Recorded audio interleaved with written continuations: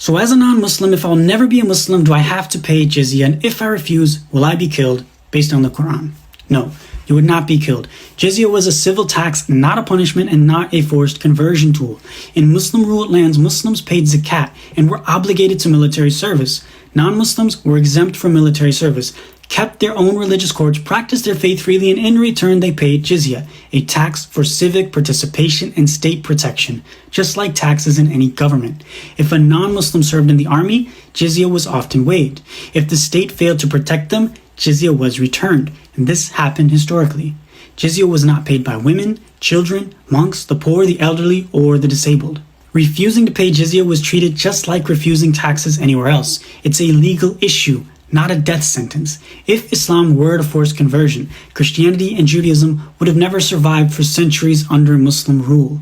Now, let's take a look at the Quran verse people often quote. It says, "Fight those who do not believe in Allah in the last day, nor abide by what Allah and His Messenger have forbidden, nor embrace the religion of truth from among those who were given the scripture, until they pay the jizya willingly while they are humbled."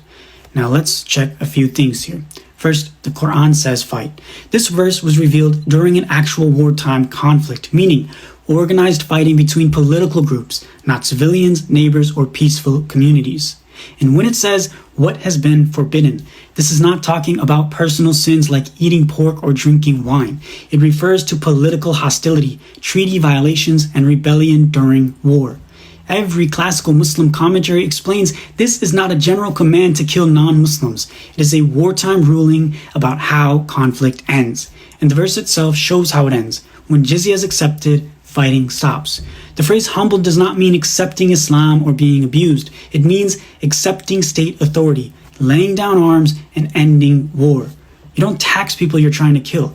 The verse is about ending conflict, not forcing belief. So no, you're not killed for being non-Muslim. And no, you're not paying a faith tax.